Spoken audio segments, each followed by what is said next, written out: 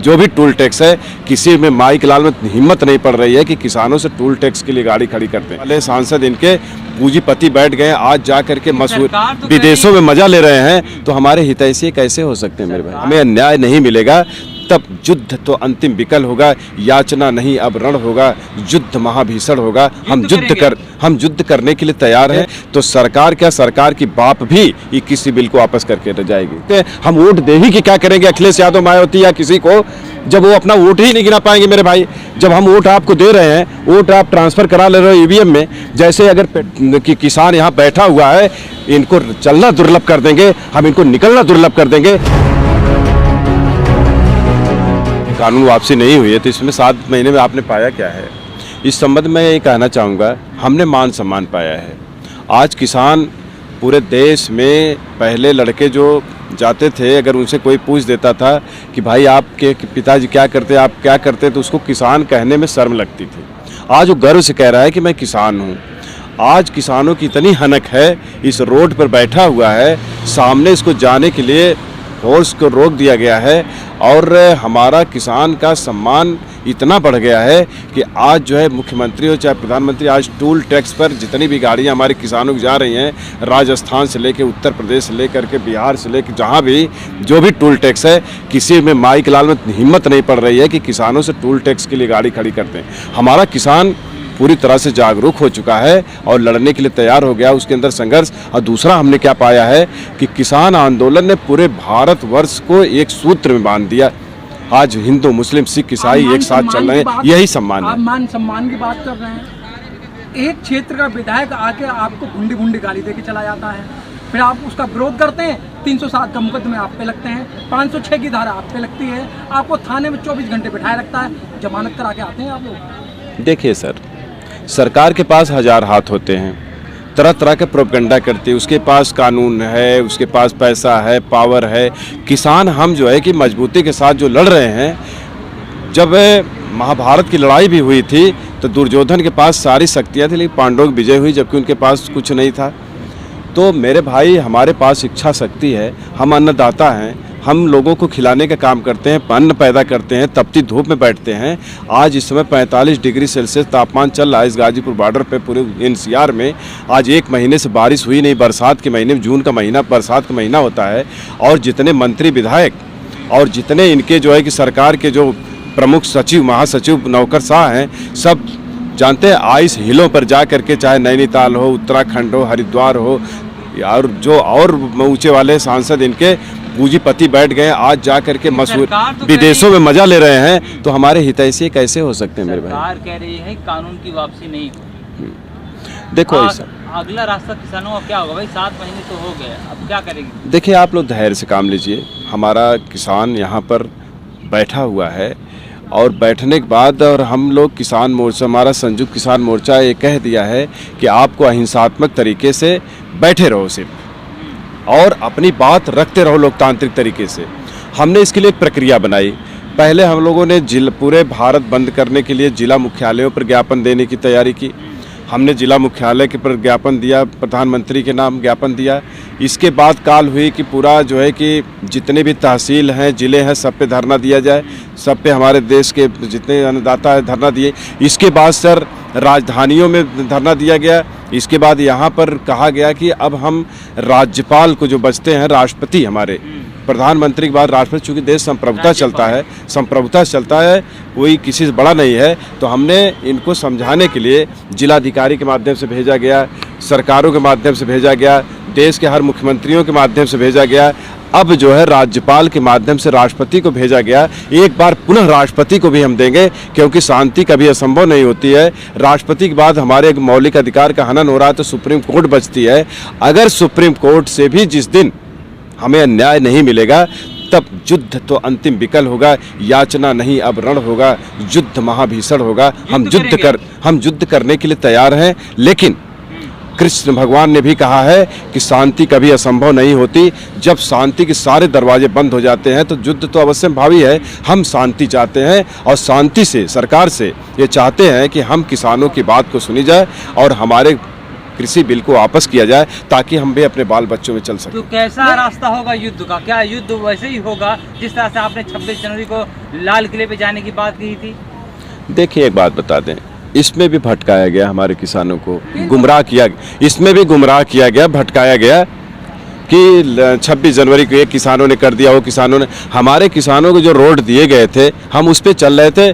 जब हमारे बड़े नेता सभी लोग निकल गए, कुछ टुकड़ों को उन्होंने ब्रिज में ब्रेक करके दूसरे रास्ते पर पुलिस के माध्यम से करवा दिया कि ताकि ये लोग जाएं, हम इनको गुमराह करें। चूँकि दिल्ली हमारी राजधानी है, पूरे देश के लोग यहाँ पर आए थे, राजस्थान, उत्तर प्रदेश, बिहार, पश्चिम बंगाल, पंजाब, हरियाणा तक के लोग यहाँ आए हुए थे। और दिल्ली की इतनी गलियां हैं कि रोज़ जाने वाले रास्ता भटक जाते हैं, रास्ता को भटकाया गया, उनको प्रताड़ित करने का प्रयास किया गया। इसके बाद उनको गुमराह सरकार ने सारा षड्यंत्र गुमराह करने का फेल हो चुका है, वो कोई मुद्दा नहीं है। हमारा रास्ता जो है कि युद्ध का जो रास्ता, हमारा कहने का मकसद है, हम लोकतांत्रिक तरीके से लड़ रहे हैं और यहाँ पर जो बैठे हुए हैं, और बैठने के बाद अगर हम संयम से काम लेते रहेंगे तो सरकार क्या, सरकार की बाप भी 21 बिल को वापस करके रह जाएगी। राजनीति यादव जी, चुनाव का दौर है जी, चुनाव की साल चल चुकी है जी। जब आप लोग चुनाव हार जाते हो तो ईवीएम में गड़बड़ बता देते हो कि ईवीएम में गड़बड़ है भाई, लेकिन आपके पास में 8 महीने बचे हैं, लेकिन ईवीएम का तो आपका कोई मुद्दा नहीं है। देखिए सर, जहाँ तक आप हम लोगों को कह रहे हैं कि आप लोग चुनाव हार जाते तो ईवीएम का मुद्दा की बात करते हैं। चुनाव चूँकि लोकतंत्र की एक प्रक्रिया होती है और हम लोगों से किसी राजनीतिक दल से कोई लेना देना नहीं है, हम लोग तो किसान हैं। लेकिन किसानों में जो ईवीएम की बात आपने कही है, ईवीएम में चूँकि देश हमारा संप्रभुता से चलता है, चाहे इलेक्शन कमीशन हो, चाहे जज हो, न्यायपालिका हो, कोई भी संप्रभुता के दायरे में रह के काम उसको करना पड़ता है। जब सही बात आपने कहा है कि जब इलेक्शन लोग हार जाते हैं तो राजनीतिक दल के लोग कहते हैं, जैसे पिछली बार जब चुनाव हार गई थी तो मायावती जी उत्तर प्रदेश में बोली थी कि ईवीएम में लूट हो गई। फिर अखिलेश यादव जी भी ये बहुत बात बोलते हैं, राहुल गांधी भी कभी कभी कहे हैं। मैं तीनों लोगों से अपील करना चाहता हूँ, हाथ जोड़ के विनम्र निवेदन करना चाहता हूँ कि जब आप भाई, खेल शुरू होने से पहले खेल का नियम बनाया जाता है। अब चुनाव उत्तर प्रदेश में होने वाला है, मैं आप लोगों से स्पष्ट कर दूं, सिर्फ 3 लोग लिखित रूप से इलेक्शन कमीशन को अभी लिख करके दे दें। चाहे कांग्रेस पार्टी, चूँकि भारत की दूसरे नंबर की पार्टी है भाजपा के बाद, कांग्रेस पार्टी के मुखिया हैं राहुल गांधी, सपा के हैं मुखिया अखिलेश यादव, बसपा की मुखिया है मायावती जी, ये तीनों लोग सिर्फ लिख करके अगर इलेक्शन कमीशन को दे दें एक लाइन में कि यदि आप ईवीएम से चुनाव कराएंगे तो हम लोग चुनाव में नहीं उतरेंगे। इलेक्शन कमीशन की दम नहीं है कि वो चुनाव करा देगा, क्योंकि बिना राजनीतिक दलों को विश्वास में लिए उसके नहीं करा सकता है। एक सवाल सर ये बनता है, मैं सवाल की बात करता हूँ, कुछ लोग कहते हैं कि इलेक्शन कमीशन, ये लोग कहते हैं कि इलेक्शन कमीशन तो कहता है कि इसमें चुनाव में गिनती में बहुत समय लगता है, ये करता है वो करता है, जबकि मैं इसके पक्ष में तर्क ये देना चाहता हूँ कि उत्तर प्रदेश का चुनाव विश्व के सभी चुनावों से पंचायत चुनाव सबसे बड़ा चुनाव होता है।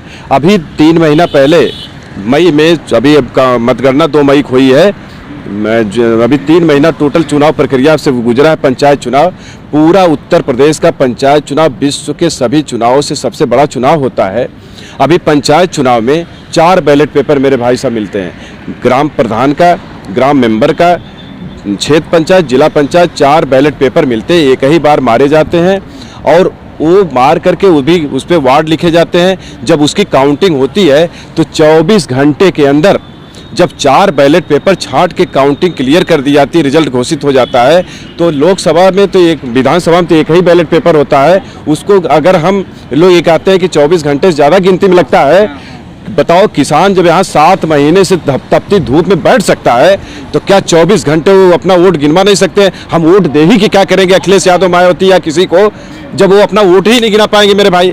जब हम वोट आपको दे रहे हैं, वोट आप ट्रांसफ़र करा ले रहे हो ईवीएम में, जैसे अगर पेट्रोल पंप पे जा रहे हो आप 500 रुपये का तेल ले रहे हो, अगर तेल देने के बाद आपको ये दिल में नहीं रहता कि हमको 500 रुपये का तेल मिला, भले से पर्ची निकलती है, मीटर बताता 500 रुपये का है, जबकि इंस्पेक्टर सारे अधिकारी दौड़ घूमते रहते हैं हमेशा। इलेक्शन में तो 4 घंटे खेल होता है और उस समय ये भी कह दिया जाता है कि कोई मशीन छुएगा नहीं, एक खेल मेरे भाई साहब हो जाता है, बहुत बड़ा षड्यंत्र है। इसलिए मैं सत्ता पक्ष के बाद विपक्ष से चाहता हूँ माननीय राहुल गांधी से, अखिलेश यादव से, मायावती जी से कि आप तीनों लोग लिख करके इलेक्शन कमीशन को दें कि अब अगर ईवीएम मशीन से चुनाव होगा तो हम चुनाव मैदान में नहीं उतरेंगे।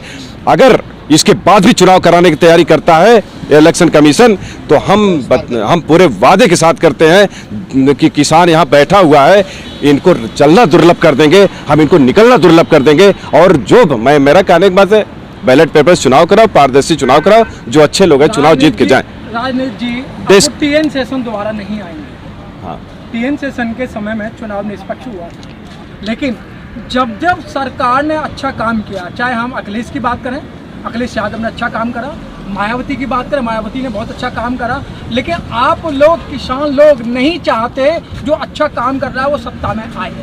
आपका भी तो लालच है ना। देखिए सर, चुनाव आयोग बनाया गया कोई व्यक्ति विशेष के लिए नहीं। ठीक है, टीएन सेशन ने बहुत अच्छा उसमें सुधार किया था। भारत आप क्या नहीं, आप चुनाव की बात करें, क्या आप 15 लाख के लालच में नहीं आए? क्या आप 15 लाख के लालच में नहीं आए? अरे मेरे भाई, ये तो 15 लाख रुपए देंगे, ये 2 स्मार्ट सिटियां बनेंगी, 2 करोड़ रोजगार मिलेंगे। देखिए एक बात बता दें, जो पहला चुनाव हुआ, सही बात आप कह रहे हैं, हम तो मोदी जी को इसलिए लाए थे कि ठीक है भाई, मोदी जी कह रहे हैं कि हम कैंपेन चलाए थे और वो कह रहे थे कि हम लोगों को रोज़गार देंगे, हम शिक्षा व्यवस्था दुरुस्त करेंगे, हम जो है कि 15-15 लाख खाते में देंगे, काला धन वापस लाएंगे। हमारे देश की भोली भाली जनता इनके भरोसे में आ गई और इनको वोटिंग करने के बाद सरकार बनाई। लेकिन इसका रिजल्ट मेरे भाई क्या आया? आज जो है कि अस्पतालों में दवाइयाँ नहीं, दवाइयाँ हैं तो डॉक्टर नहीं, सारी अस्पताल व्यवस्था चौपट हो गई, हमारी शिक्षा व्यवस्था चौपट हो गई, सारे उद्योग धंधे कल कारखाने बंद कर दीजिए, सारे बेरोजगार लोग हो करके सड़कों पर घूम रहे हैं। सारे जो शहर थे वहाँ से मजदूर आज जो है कि पलायन करके अपने घरों में बेचारे रोटी के लिए तड़प रहे हैं। क्या यही उनका सिस्टम था? राजनीति यादव जी, आज आप कह रहे हो हम किसान हैं, हमारी कोई जाति नहीं है, हम किसी धर्म को नहीं मानते। जब चुनाव आता है तो आप ही लोग हिंदू मुस्लिम करते हो ना। तो उत्तर प्रदेश में अब कहा जा रहा है भाई अब हिंदू खतरे में आ गया है, धर्मांतरण के मुद्दे तमाम उठाए जा रहे हैं, टीवी पे डिबेट चल रही है। तो देखिए, बीजेपी वाले लोग हमेशा धर्म के नाम पर, मजहब के नाम पर हमको बांटने का काम किए। उनका तो काम ही है, इसलिए उनकी बात करना बेकार है। आपके घर में अगर बारात जा रही है तो आप दूसरी के बारात में नाचोगे क्या? नहीं, कतई नहीं, हम अपने बारात में जाएंगे। हाँ, बारात में नाचोगे ना। हाँ। तो आप ये बात क्यों कह रहे हैं कि जब चुनाव की बात आती है हिंदू मुस्लिम बांट देते हैं, जब आपको भाईचारा नहीं दिखाई देता है? देखिए, यही तो है ना आप लोग नहीं, यही तो दुर्भाग्य था हमारे देश के लोगों का कि अब तक कुछ लोग राजनीतिक पार्टी के रहे हो, चाहे जो भी, जात धर्म मजहब के नाम पर लोगों को गुमराह करके एक अलग अलग करके लड़ाने काम किए।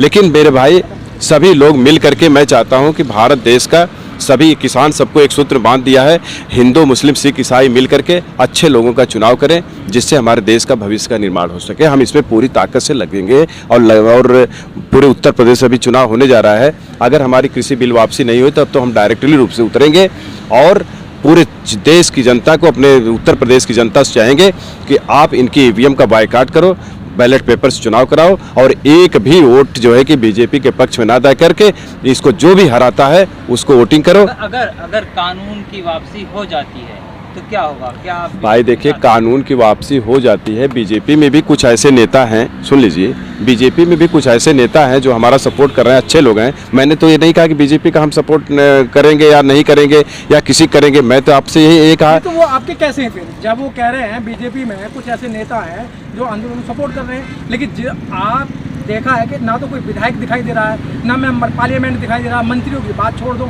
उनमें मंत्रालय है, लेकिन आपके पक्ष में तो नहीं बोल रहे ना कोई भी। फिर आपके कैसे हो गए वो? तो हम तो इसीलिए सड़क पर मतलब दूसरी दो मुही लड़ाई लड़ रहे कर भैया बलापनो छोड़ पराई आस, हम रोड पे उतर चुके हैं। अब हमारा साथ जो दे रहा है उसका स्वागत है, जो साथ नहीं दे रहा है तो हम किसी के मोहताज भी नहीं है, हम अपनी लड़ाई लड़ रहे हैं ना। हाँ। मीडिया जो चला रहा है ना, तो भाई सोशल मीडिया, आपको टिड्डी बोल दिया गया, आपको जो है दिल्ली के अंदर प्रवेश करने से पहले बोल दिया गया, कहा गया दिल्ली को खोजने आए हैं, दिल्ली को लूटने आए हैं, खालिस्तानी हैं, आंदोलन जीवी हैं। देखो ऐसा है मेरे भाई, निंदक नेरे राखी आंगन कुटी छवाए, ईर्ष्या तून गई मेरे मन से। हम किसानों की ताकत को देख करके अगर कोई ईर्ष्या से कह रहा है, और जानते हैं जिसके अंदर शक्ति होती है ना, जब हम शक्तिशाली होते हैं ना तो बहुत ऐसे इधर गिधर आते रहते हैं, हमें इसकी परवाह नहीं है। हम अपने लक्ष्य पे चल रहे हैं और कृषि बिल को वापस करा के घर जाएंगे।